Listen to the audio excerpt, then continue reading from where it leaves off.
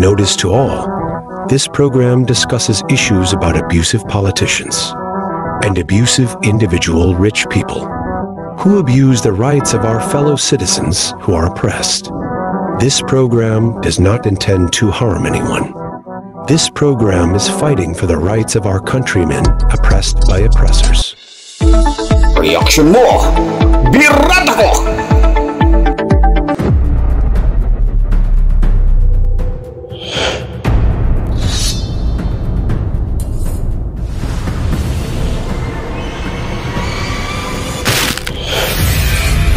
Reaction mo!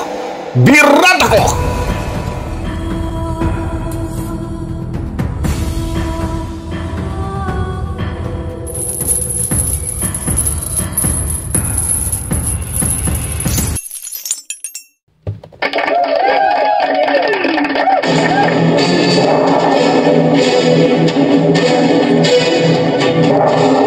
Magandang araw Pilipinas. Muli na andito na naman po yung lingkod Epipanyo Labrador dito po sa ating programang Reaction Mo, Birada Ko. At syempre sa umaga pong ito mga minamahal ko mga kababayan, binabati muna po natin ang ating mga masusugid at taga-subaybay, maging ating mga supporters, mga bagong mga subscribers. Maraming salamat po sa inyong lahat.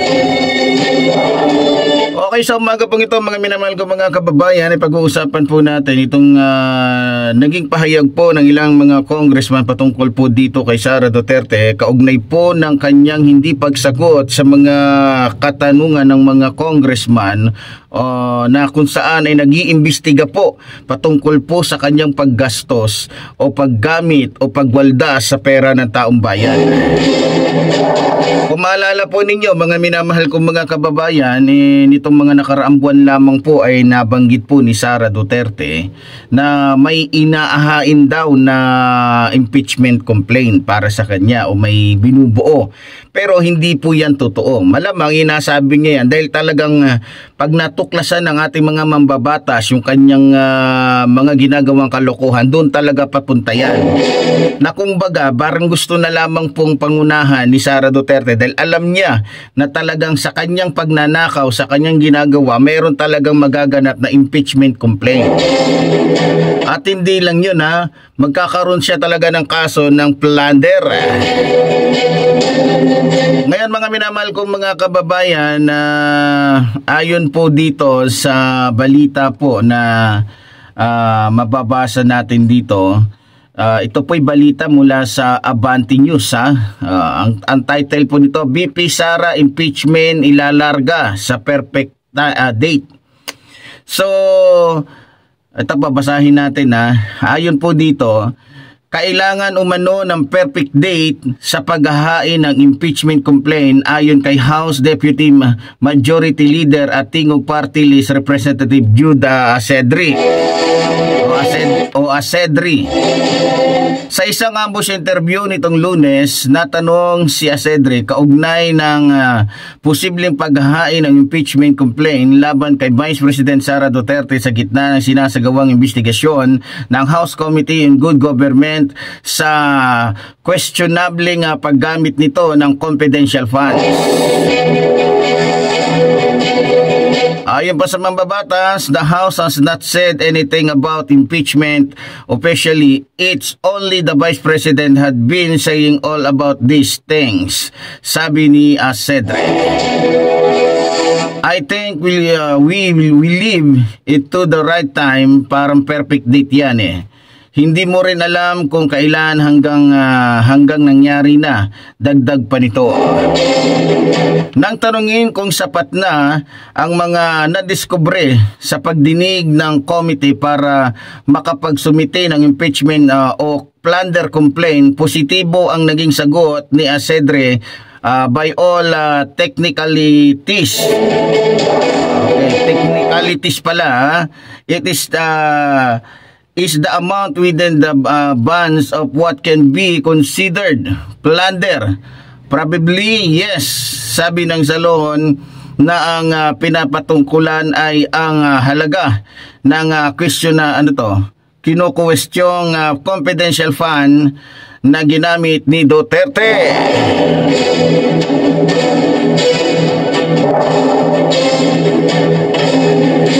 Alam niyo mga minamahal ko mga kababayan, sa totoo lang po, sa totoo lang magaling po to si Sara pagdating po sa pagpapalusot Dahil alam niya na talagang may nagawa siyang kasalanan, may nagawa siyang kamalian, may nagawa siyang pagnanakaw, may nagawa siyang pandarambong, panloloko sa taong bayan. Kaya inuna na po niya. Siya na nagsabi na may binubuong impeachment complaint. Impeachment ang mga congressman. Bakit siya ang nauunang nagsasabi nun? Para po palabasin na ginagawan po siya ng issue para po siya ay matanggal sa kanyang posisyon. Gusto niyang palabasin ang lahat ng mga nangyayaring ito, mga minamahal kong mga kababayan, ay pawang mga paninira laban sa kanya o sa kanilang pamilya. Pero ganun pa man mga minamahal kong mga kababayan, kahit po anong pagpapalusot nitong ni Sara Duterte sa kanya pong yung kanyang mga diskarte, hindi po siya makakalusot dito dahil ang ginagawa po pag-iimbestiga ng Quadcom o ng good government malinaw naman po at sapat po na dapat paniwalaan sapagkat hindi lamang pong iisang tao ang nagsasabi o nagpapatunay sa mga katiwalian o sa mga ginagawang kalokohan nitong ni Sara Duterte bilang DepEd Secretary at bilang Vice President ng ating bansa. Alam nyo, strategy po ni Sara yun na siya mismo ang magsabi na may binubuo. Talagang, dahil alam niya na mayroon talagang mabubuo pagka nalaman, natuklasan at nabuko yung kanyang ginawang kalokohan o pagnanakaw sa taong bayan. Kaya para lumabas lamang na sinisiraan siya na po ang nagsasabi na meron daw binubuo, talagang merong mabubuo dahil nag-iimbestiga ang Senado, nag-iimbestiga ang Kamara sa mga nangyayari dyan sa OBP, maging nung siya ay secretary pa ng DepEd na kung saan mga minamahal kong mga kababayan, hindi lamang po 1 bilyon na halaga ng pera ang nakulimbat dito. Hindi lamang 2 bilyon kundi siguro maabot po ng humigit kumulang na mga 20 bilyon kung di po tayo nagkakamali dito. Ayon lang po yan sa aking estimasyon. Kasi merong nawawala po yung 12 billion na hindi niya rin masagot kung saan niya dinala, plus yung mga nauna pa na bilyon-bilyon din na kung di ako nagkakamali nasa 6 billion mahigit, nasa 4 billion. Kaya nga ang estimasyon ko dito mga minamahal ko mga kababayan, nasa 20 billion talaga. No, yan po ay ayon lamang po sa aking sa aking estimasyon Pero ganoon pa man mga minamahal kong mga kababayan, mismong si Congressman Asedric na rin ang nagsabi na talagang may mabubuo at hindi lang ito basta-basta impeachment complaint dahil kasama po dito yung plunder, di ba?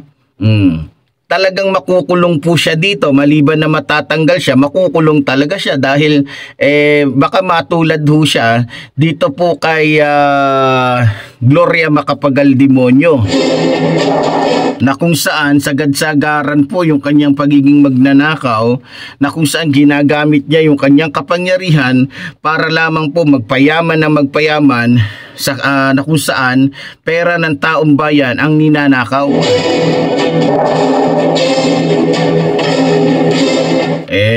Talagang mangyayari po yan mga minamahal ko mga kababayan dahil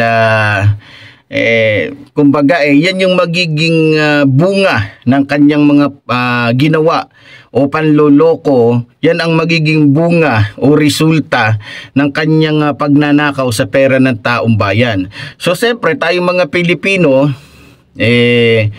diyan natin makikita talaga kung talagang umiiral yung batas. Kasi nung panahon po ni Pangulong Noynoy Aquino, umiral talaga yung batas Paano po natin nasabing umiral yung batas?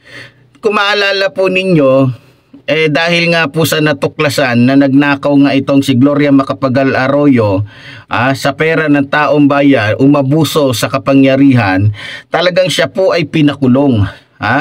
Kaya nga kung gugustuhin talaga ng ating mahal na Pangulo na makulong itong si Sara Duterte o makapanagot sa kanyang mga kasalanan, wala po yang imposible.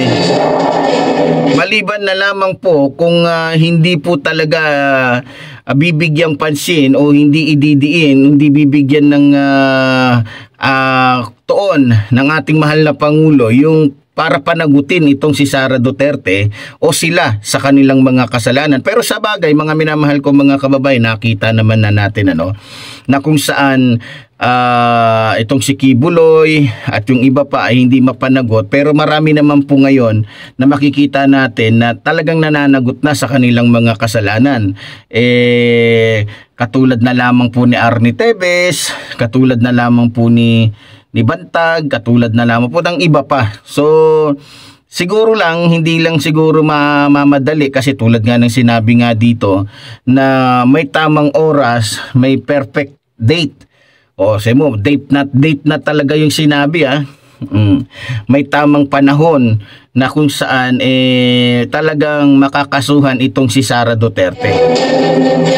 Pero at least meron na tayong katiyakan na dahil nga sa sagot ni Congressman Asedre na kasi tinanong siya, di ba, kung sapat na ba o matibay na ba, pwede na bang gawing batayan o pwede na bang maging malakas na ba ang magiging ebidensya kung sakaling maghain ng plunder at ng impeachment complaint dito po kay Sara Duterte. So sagot naman po ng mga congressman, yes.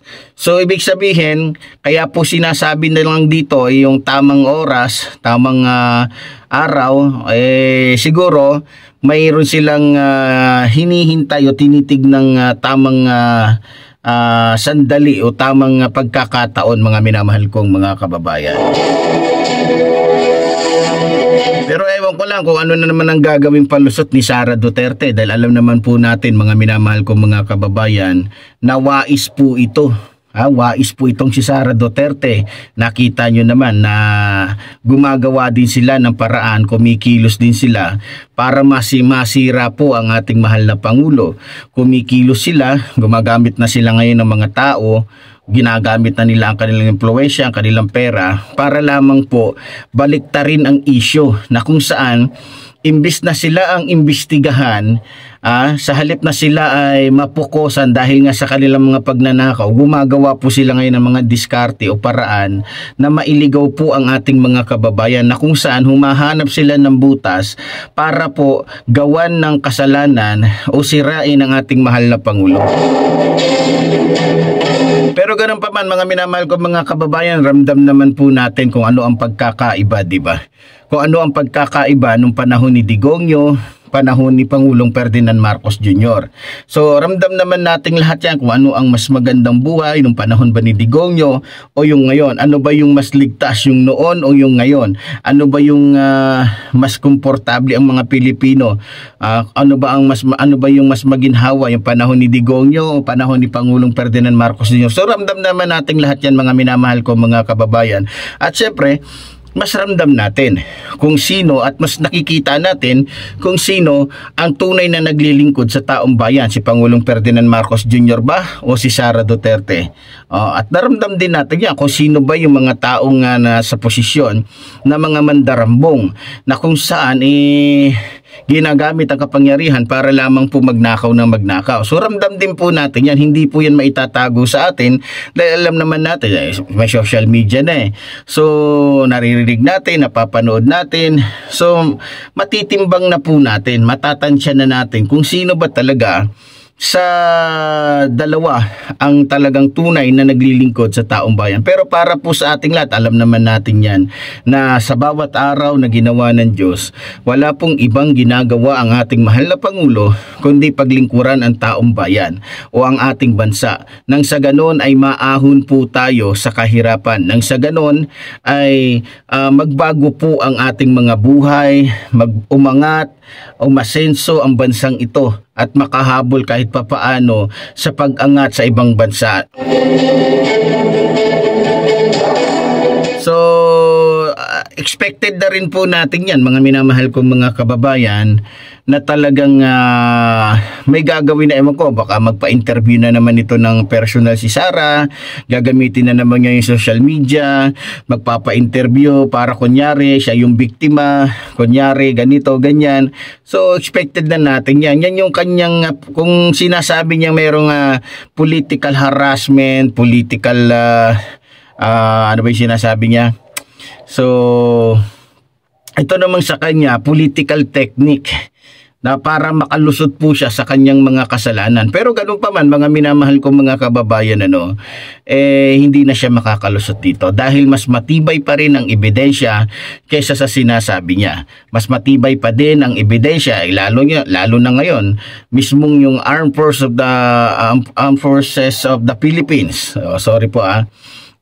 Nagsalita na tungkol po sa katiwalian nitong ni Sara Duterte na kung saan pati sila ginagamit na ni Sara Duterte para lamang iligaw ang taong bayan, para lamang gamitin sila, para sabihin lang na yung perang ninanakaw ni Sara Duterte ay napupunta talaga sa mga aktibidad. So pero ganun pa man, dahil mismong Armed Forces of the Philippines na ang nagsalita na kasinungalingan yan at hindi totoo yan, so mukhang nauubusan na po ng mga tao na susuporta dito kay Duterte o kay Sara. Kasi, di ba, ang inaasahan na lang sana niya yung Armed Forces of the Philippines na susuporta sa kanya. Pero dahil nga sa ginagamit na lamang niya ito, ginagago niya ito, winawalang niya ito, talagang bibitawan siya.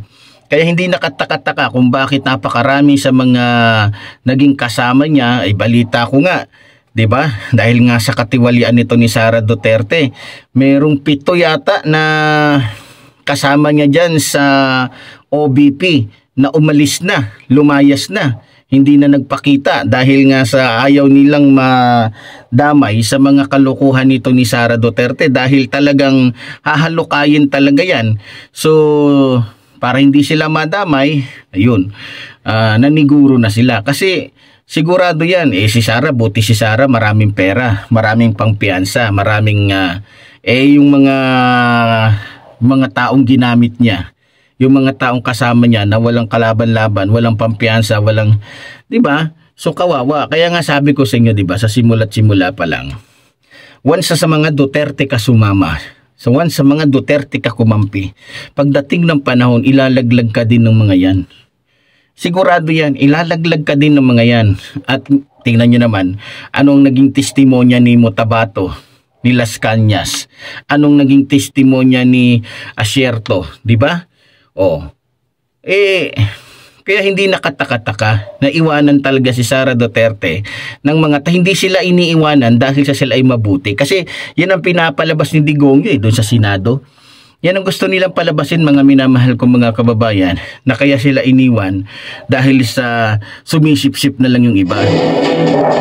Pero hindi po yan totoo. Kaya po sila umalis. Kaya po sila nagkaroon ng pagkakataon na magsialis o umalis sa bilang kakampi, kaibigan nito ni Duterte, hindi po dahil sa tapat si Duterte o mabuti. Kasi noon wala kang magagawa Kahit ayaw mo si Duterte, kahit ayaw mo sa mga Duterte dahil sila yung may hawak ng kapangyarihan, kailangan mo makisama alang-alang sa kaligtasan ng buhay mo, ng pamilya mo. Siyempre, idadamay ng mga Duterte pamilya mo. So, Dahil nga sa wala na si Duterte sa posisyon, ngayon lang sila nagkaroon ng pagkakataon dahil hindi na kontrolado ni Duterte ang mga kapulisan. Dahil iba na po ang ating Pangulo, na kung saan yung ating Pangulo ay tunay na makatao, makadiyos, makakalikasan at tunay na may paggalang po sa batas. Pero ganoon pa man mga minamahal ko mga kababayan, talagang inaasahan naman na natin yan na ito na talaga yung magiging katapusan ng mga Duterte dahil masyado na rin silang naging nagpakasasa sa pera at kapangyarihan. Masyado na nilang ginamit yung kanilang kapangyarihan sa pagsisinungaling, sa panloloko, sa pagpapayaman, lahat-lahat na mga minamahal ko mga kababayan. So, pansamantala po tayo muli ay magkakahiwa-hiwalay dito po sa ating programang Reaction Mo, Birada Ko. Muli po tulad po ng sinasabi ng lingkod, mabuhay po ang ating inang bayan, mabuhay po ang nagmamahal sa ating inang bayan. Maraming salamat po.